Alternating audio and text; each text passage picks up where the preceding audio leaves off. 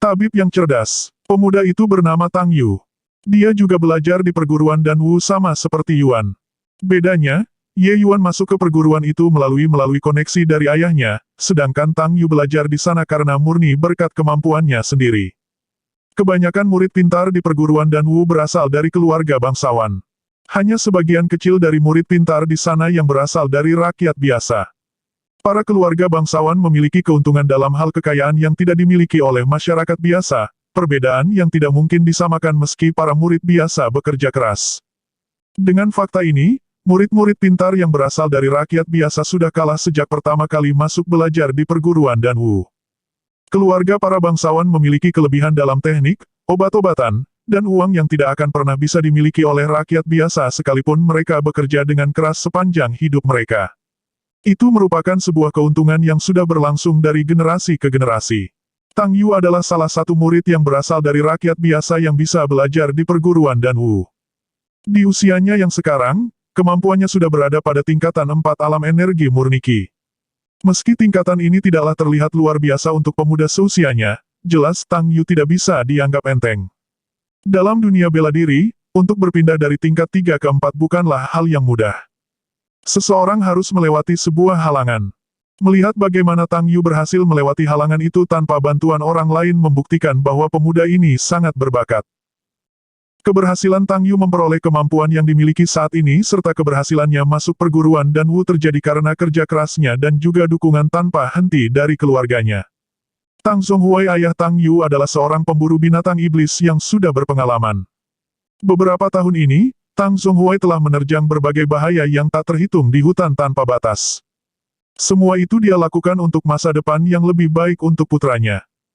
Pada akhirnya, seperti peribahasa bilang bahwa seseorang yang sering berjalan di malam hari pasti akan bertemu hantu, berlaku untuk Tang Zhonghui. Dia bertemu dengan binatang iblis yang buas di hutan tanpa akhir. Meskipun dia telah lolos dari kematian, tetapi dia menderita luka yang sangat parah. Tang Yu adalah anak yang bijaksana. Dia melihat dengan mata kepalanya sendiri selama bertahun-tahun luka-luka yang diderita ayahnya. Oleh karena itu, dia berusaha belajar di perguruan Dao untuk bisa menjadi seorang tabib yang dapat mengobati luka-luka ayahnya kapanpun diperlukan.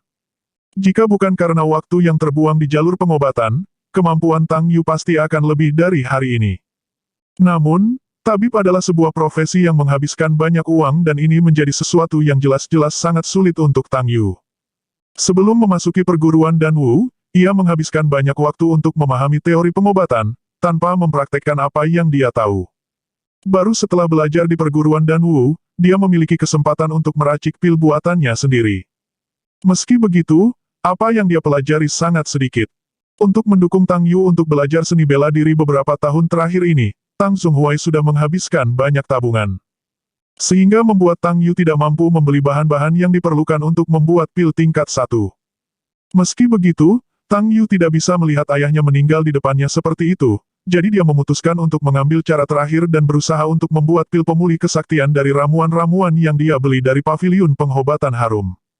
Sebelumnya Tang Yu tidak pernah berbicara dengan orang asing tentang masalah keluarganya, namun ia membocorkan semuanya di depan Ye Yuan. Walaupun usianya sama dengan Tang Yu, namun prestasi Ye Yuan di dunia pengobatan jauh di atasnya. Jika orang ini bersedia membantunya untuk membuat pil pengembali kehebatan maka. Setelah lama berpikir, Tang Yu mengesampingkan sikap awalnya yang tidak menghiraukan Ye Yuan. Dengan menangkup kedua tangannya dia berkata dengan tulus, "Aku sedang mencemaskan ayahku.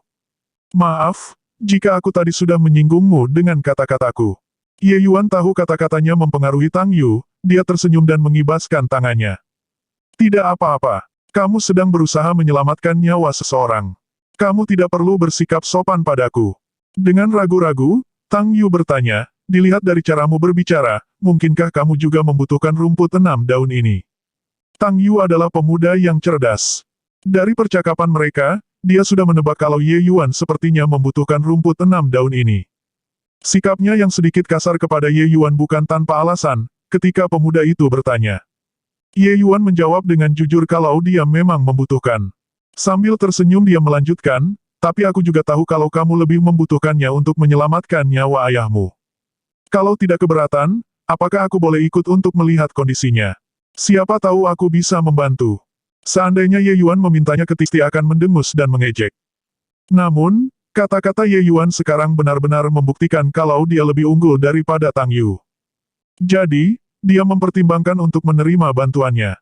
Sebenarnya, Tang Yu tidak terlalu yakin jika ayahnya bisa diselamatkan dengan membuat pil pemulih kesaktian karena luka dari Tang Zhonghuai yang begitu parah. Dia membeli 3 tangkai rumput 6 daun sebagai persiapan jika mengalami kegagalan. Luka ayahnya tidak bisa menunggu lebih lama lagi. Tang Yu sempat ragu sejenak dan kemudian membuat keputusan tegas. Menelungkupkan tangannya ke arah Ye Yuan, dia berkata, "Baiklah. Maaf merepotkanmu. Lalu, bagaimana aku harus memanggilmu?" "Nama keluargaku Ye, dan nama belakangku, Yuan." Ye Yuan langsung menjawab tanpa menyembunyikan apapun. Ye Yuan. Tang Yu berpikir dia pernah mendengar nama ini sebelumnya. Penjaga klinik yang sedari tadi berdiri di samping mereka, mendengar bagaimana Ye Yuan berbicara dengan pemuda itu, dia merasa Ye Yuan memang terkesan tampak berbeda dengan Ye Yuan sebelumnya. Namun, ketika Ye Yuan memberitahukan namanya, penjaga klinik berbicara dalam hati, ini tidak baik. Nama Ye Yuan terlalu dikenal di ibu kota ini. Seperti yang sudah diduga, Tang Yu berpikir sebentar sebelum dia menghubungkannya ke paviliun pengobatan harum. Dia tiba-tiba menyadari di mana dia pernah mendengar nama itu sebelumnya. Kamu kan yang selalu berada di peringkat terakhir di perguruan Danwu. Orang yang selalu berada di peringkat pertama dari bawah di setiap pelajaran. Kamu kan si berandalan, Ye Yuan. Kalimat Tang Yu tersembur keluar. Ye Yuan diam-diam mendesah. Dia tidak habis pikir jika Ye Yuan dulu menjalani kehidupannya dengan sukses atau gagal, sehingga membuat nama seperti itu untuk dirinya sendiri. Tebakanmu benar. Aku adalah Ye Yuan yang kamu maksudkan. Tapi, jangan cepat-cepat menolakku. Jika tebakanku benar, sepertinya sekarang kamu sedang tidak yakin bisa membuat pil pemulih kesaktian. Apa aku benar? Itu, kata-kata Ye Yuan seperti mengirim hawa dingin ke tulang belakang Tang Yu. Dia cemas. Bagaimana? Ye Yuan bertanya lagi. Ajak aku untuk melihatnya terlebih dahulu. Jika aku tidak bisa menyelesaikan masalah ini, aku akan meminta ayahku secara pribadi untuk menyelamatkan ayahmu. Dia juga akan membantumu untuk membuat pil ini. Bagaimana? Ye Yuan memberikan tawaran seperti pandai besi yang memukul selagi panas. Tepat ketika Tang Yu sedang kebingungan. Setelah Ye Yuan membawa nama ayahnya, Ye Hang, untuk menyelamatkan ayahnya, mata Tang Yu langsung bersinar. Jika Ye Hang sendiri yang akan menyembuhkan ayahnya maka ayahnya pasti bisa diselamatkan. Sungguh, tentu saja. Jika kamu tidak percaya padaku, kita bisa menulis surat perjanjian.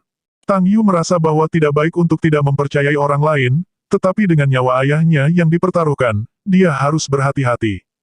Selain itu, dengan Ye Yuan yang terkenal berbuat onar, dia benar-benar tidak berani mengambil risiko. Jika ayahnya bisa diselamatkan, maka dia akan langsung meminta maaf kepada Tuan Muda Ye ini nantinya. Setelah membuat keputusan, Tang Yu menangkupkan tangannya dan berkata, "Maaf, merepotkanmu Tuan Muda Ye." Dengan mengibaskan tangannya, Ye Yuan berkata santai, "Ini sama sekali tidak merepotkan.